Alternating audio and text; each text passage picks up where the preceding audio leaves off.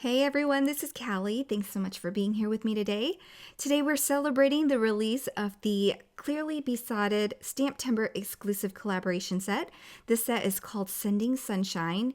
And so before we get started with our card, you probably can't tell, but there's an interactive element to it with some action wobbles. So be sure to keep watching to see that element in action. This stamp set contains several cute critters holding sunflowers as well as a scene image, so we're going to stamp and color a few of those. I have my images stamped out with a Copic-friendly ink, and now we're going to color with Copic markers.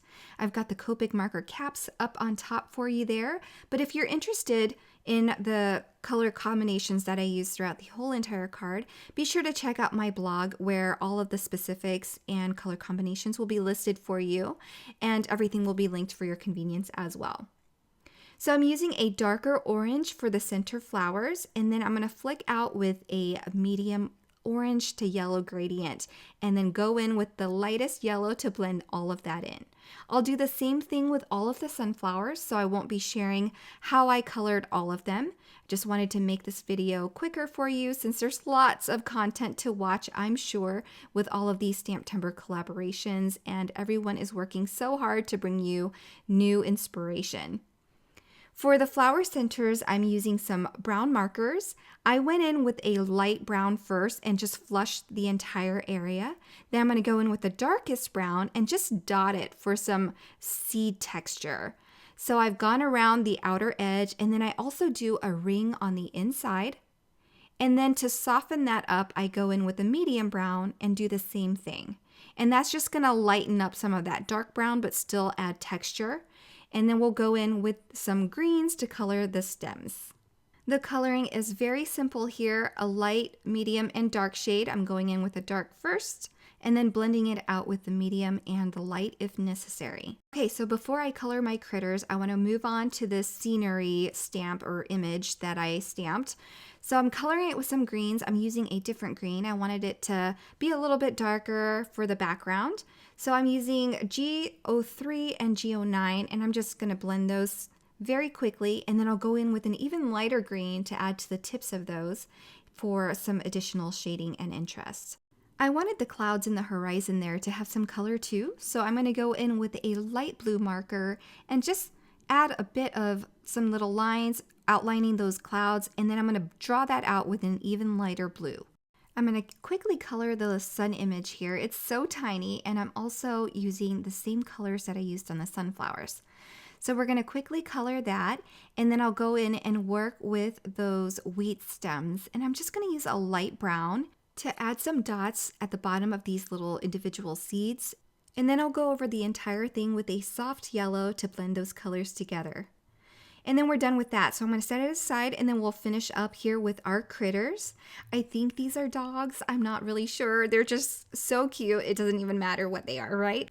Okay, so I'm using two different browns for the left and middle critters. I'm going to dot their cheeks with some R30 just to give them a little bit more blush and interest. And then on the little cat here, I'm going to use some orange markers to give him a bit of color. All right, so when I'm done, I'm going to go ahead and fussy cut out all of these images. Clearly Besotted doesn't really have coordinating dies for their images anyway, but because this is a STAMPtember exclusive, Simon Says Stamp is going to give you the option to buy dies with your set as well. So be sure to grab that if dies are important to you. I'm going to use my fine tip scissors here from Simon Says Stamp and fussy cut all of my images. When I'm done fussy cutting my images, I will set them aside and work on a background. My card today is going to be a mini slim size card. That scenic stamped image that I did is perfect for the width of a mini slimline card, so I thought that was going to be a good idea to make it that size. I'm going to use some Distress Oxides. I'm using Lucky Clover now to kind of ink blend the bottom of my card to match the green on that scene image, and then I'm going to use some blues for the top. I'm using Salty Ocean right now, and I'm just going to blend from dark to light into the green. And then for a little bit more contrast, I'm going to use the Prize Ribbon to make the top a bit darker. I probably didn't need to use a darker color, but I had set it out to use, and so I committed myself to the process. So here is prize ribbon, and when I'm done, I'm going to go ahead and trim off just 1/8 of an inch off all the sides to clean up the panel. So I don't want my matting to be too thick on the card base, and I'm going to go ahead and start attaching everything. I'm going to attach this scene image first. I decided to go ahead and trim off the white border so that it can kind of blend into that green blended area a little bit better. I'm going to attach it directly to my card panel there, and then everything else will be popped up with dimension. So here are the little mini action wobbles. I'm going to use 3 of them for each of my sunflower images. These are so easy to use. So there's a plastic spring and there's adhesive on both sides. So you're going to take one side, I like to use this one with the hollow center, to adhere to the back of an image. And then I'll remove the release paper on the back, which is adhered to that spring as well. And that has adhesive on it, and it's going to create lots of dimension for your card. And then I'll use that to adhere to my card. So for placement, you want to make sure it's exactly where you want it to be, and then you can press it down. Now all you have to do is flick it with your finger and you have this fun wobble action on your card. I'm going to do that with the other 2 images as well. And it looks like these critters are floating in the air with their sunflowers, but they also wobble and you can play with them, and it's just so much fun for a recipient. Last but not least, we have that tiny little sun image that we colored. I used a little 3D foam square to give him some dimension, and then all we have to do is stamp our sentiment. I decided to just stamp something simple and directly onto the card, and then we can attach this whole entire panel to a card base.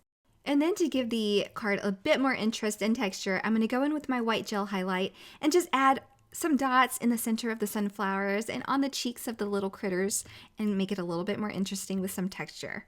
And that'll finish my fun little action wobble card for today using the Clearly Besotted STAMPtember exclusive collaboration set. This set is only available while supplies last, so be sure to grab your set if you're interested in it. It'll be linked in the descriptions below for your convenience. Thanks so much for stopping by, and have a great day, everyone. Bye!